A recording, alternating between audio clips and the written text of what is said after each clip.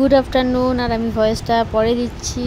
আর আজ বৃহস্পতিবার, যাব আমার একটা বান্ধবীর মেয়ের মুখে ভাতে। আর এই যে বাবাই পাঞ্জাবি পরবে, আমি হলুদ শাড়ি পরবো। তারপরে আমরা বেরিয়ে পড়লাম রাস্তায়, বাবাই আর আমি হাঁটতে হাঁটতে চলে, এত রোদ, হাঁটতে হাঁটতে যাচ্ছি। আর বাবাইকে বলছি দুটো আমাকে ফটো তুলে দিয়ে, যেহেতু বাবু আমাকে ফটো তুলে দিল।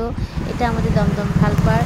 তো ওই দেখো, বাবাইকেও একটা ফটো ভিডিও আমি তুলে দিয়েছি। আর এই যে দেখতে দেখতে আমার আগের বাড়ি চলে এসেছি, এই আগের বাড়ির মোড়। এরপরে আমরা যাব বান্ধবীর বাড়িতে, বান্ধবীর বাড়িতেও ঢুকে গেছি। তো ঘরে ঢুকেই দেখছি গোপুসোনা বসে আছে। আমার বান্ধবীকে গিয়ে গোপুসোনা গিফট করেছে। আর এত লোক হয়েছে, এটা তো একটা অনেক লোক হয়েছে। আর এই যে আমার বান্ধবী যে সাজুগুজু করছে। তারপরে আমরা ভীষণ মজা করেছি।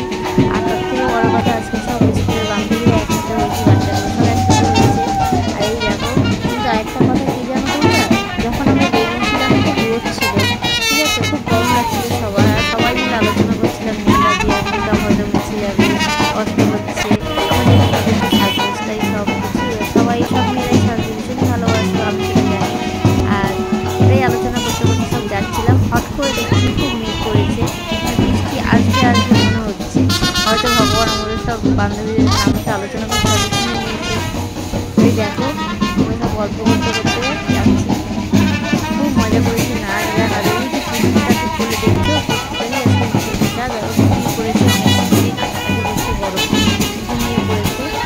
তারপর চলে গেলাম বান্ধবীরা সবাই ফটো তুলতে। আর আমি তো ফটো তুলতে ভীষণই ভালোবাসি, সেটা তো সবাই জানো।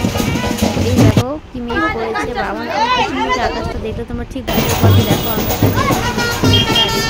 সব নাচ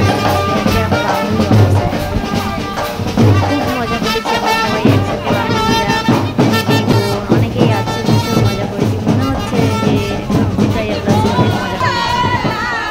তারপরে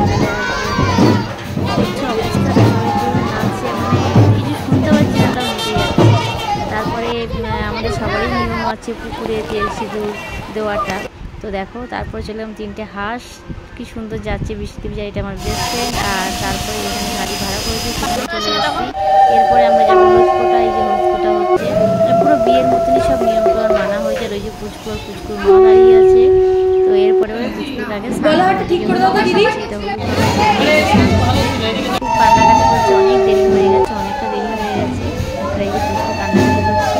তারপর আমি চলে গেলাম আরেকটা ফটো তুলতে। আর এই যে আমার একটা বান্ধবী, এই বান্ধবীটা খাওয়া এই জায়গাটা সাজিয়েছে। দেখো কত সুন্দর করে সাজিয়ে দিয়েছে, ভীষণ সুন্দর লাগছে। তারপরে পুচকুটা চলে যাবে মামা হাতে, এই যে বাবা আশীর্বাদ করছে, মা আশীর্বাদ করছে। তারপরে আমরা চলে গেলাম খেতে, খাওয়া দাওয়া করতে। খাওয়া দাওয়ার পর্ব হচ্ছে, খেতে খেতে একটা দুটো ফটো তুলে নিলাম। আর এই যে মামাকে পটল চিংড়ি মাছ দিয়ে গেছে। আর এই যে লাস্টে খাওয়া দাওয়া হয়, আমরা বেরিয়ে পড়েছি অটোয়। টাটা বাই বাই, বাড়ি ফিরে এসেছি। যদি ভালো লাগে প্লিজ পাশে থেকো।